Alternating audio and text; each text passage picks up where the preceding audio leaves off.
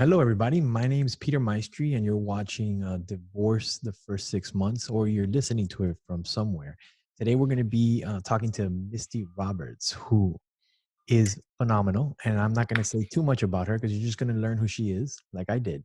It was fun. It was a discovery. She's been divorced for about 20 years now.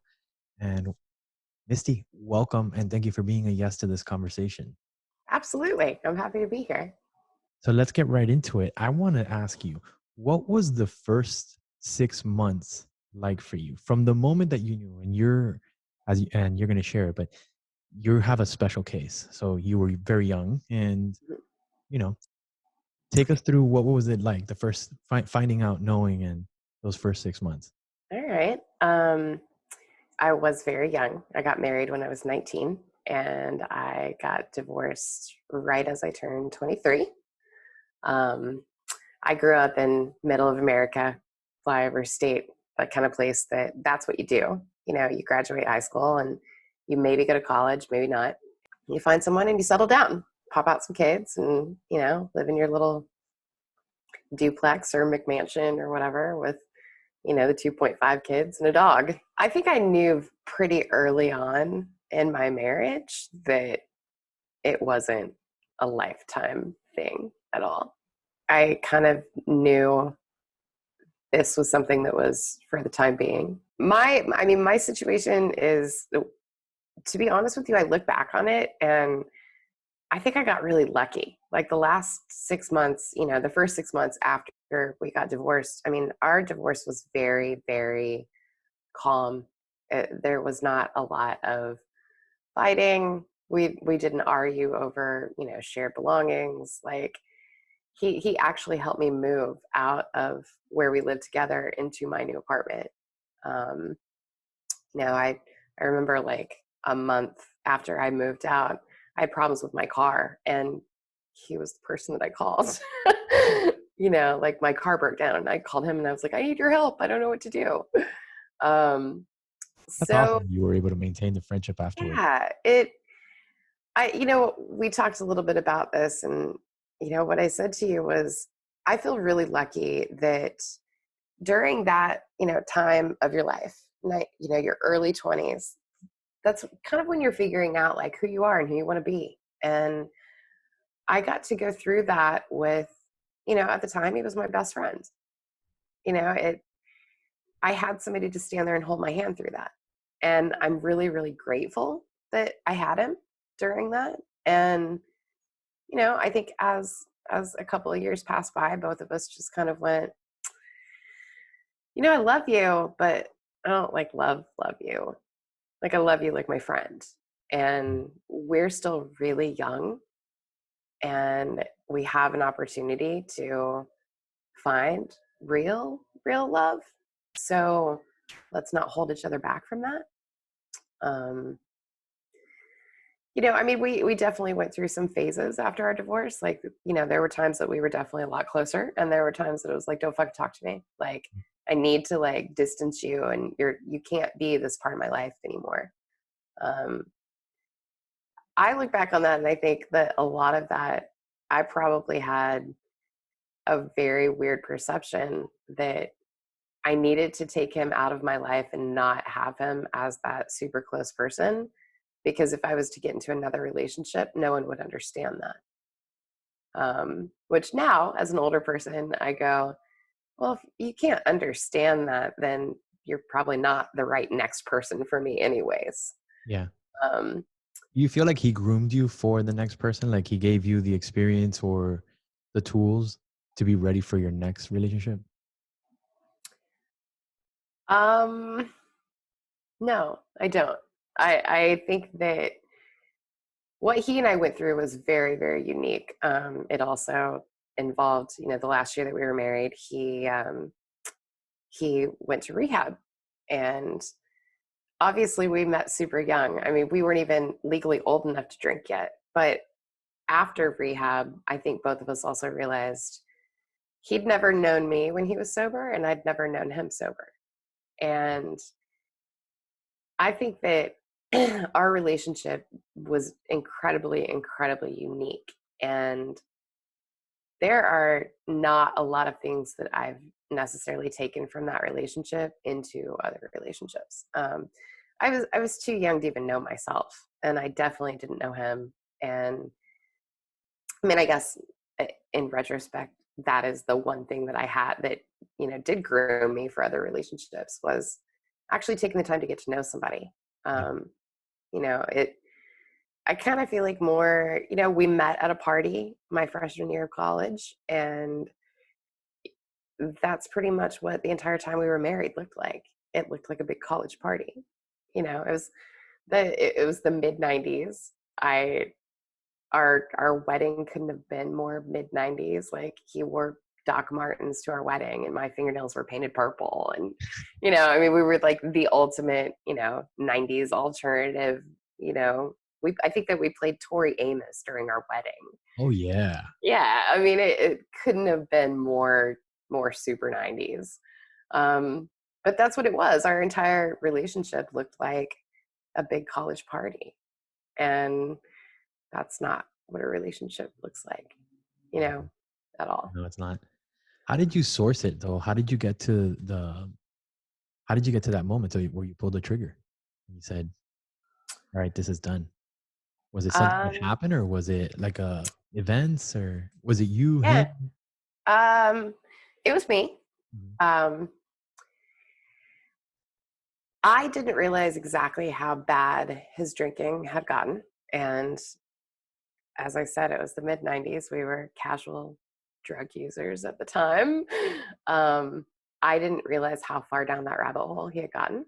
And I would say probably about a year before we got divorced, things started to get really bad. There was a lot of fighting at that point, a lot of screaming, a lot of yelling, and he disappeared for a couple of days. And when he came back, of course, a giant fight ensued, and um, he hit me, and that was that was the event. It took another, probably 8, 9 months afterwards to finally like actually leave. But I understood very deeply that he was not himself at that point. He was controlled by the drugs and the alcohol, and it wasn't truly him. And but I still didn't try and make excuses for the behavior either. I While I understand what addiction looks like, I also understand that that's that's not in no situation ever is that okay. um I do, very distinctly remember him coming down off of that bender and sitting down and saying, "You need to go get help, and you need to go, like, this is done. Like, this is no brainer. Like, we're finished, but you need to do that for you." And I think that I stayed because I knew that he wasn't at a point that he wanted to do it for himself. So if he was going to do it for anybody, he was going to do it for me. So he was in rehab for 6 weeks, and I kind of dove very, like, headfirst into all of the Al-Anon and, meetings like that to try and understand. And when he came out of rehab, we had a lot of sit down conversations and a lot of counseling. And, there were points that I was like, okay, maybe we can try and make this work and fix this. Um, but then, like I said, I started to learn I had never known him sober. And I started to get to know him sober, and that was not the person for me. Um, I was very raised incredibly independent, and as any addict coming out of rehab, they're going to have a lot of codependency issues and being highly reliant on somebody else. And I just felt completely suffocated and smothered. And he went for a hunting trip with his dad, and I remember the entire weekend sitting like, okay, we're gonna have this talk when he comes home. Like, I can't do this anymore.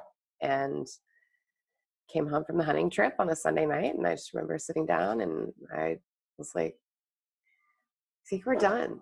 Like, you're about 6 months out of rehab and you're 6 months clean. And I stuck around and I did everything I could. And I was there to hold your hand through those times, just like you held mine. And I think it's for the best though that we don't do this anymore. What gave you the strength to do that? Like to really just acknowledge that it was complete? Because it sounds like for you, you were you understood what was happening. There was no blame. Normally Yeah, in a divorce, you hear people blaming and it's like it's your fault and this and that. And you very, I mean, I think you had the reasons to go to yeah, blame. It would have yeah, been a cop out because it's always a cop out when you blame somebody. of But course. but Yeah. what did you source? What gave you the strength to do that?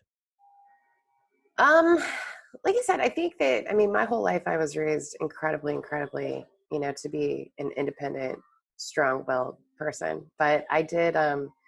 My mom was in a marriage. My dad passed away when I was 10 months old, and my mom got remarried when I was 3, and she was married to that stepdad until I think I was 12 when they got divorced. And I watched what my mom went through as a kid. And, if anybody ever tries to tell you that childhood trauma is not a thing, then they're crazy because, you know, I, I remember being like 6 or 7 years old and sitting back and being like, why doesn't my mom just leave this loser? Like, how does she, every day she stays? And, as I got older, as a teenager, my mom and I had a lot of talks about why she stayed as long as she did. And, it was the late 70s, early 80s. She was terrified to do it on her own. Single mothers, that was the beginning of that, breakdown of the nuclear family. We were indeed the first generation of, kids that came from divorce. And it wasn't common. It was starting to become more common. And it was a lot more common by the time she actually divorced him. But when I sat thinking about making that decision for myself, I thought back to little 6-year-old Misty going, why didn't my mom just leave? And I said it to myself, why are you staying? Why don't you just leave? There, you don't have to do this. You don't owe it to anyone. The only person that you owe your happiness to is yourself. And you're not happy. You feel smothered, you feel suffocated. Like it's a completely, a relationship that this person depends on you. Like I couldn't even go to the gas station a block away and get gas for my car without him being like, can I come with you? Can I come with you? And it just wasn't me. And I guess I thought back to that, my mom being in that situation and asked myself those same questions about myself that I asked of my mom when I was a kid.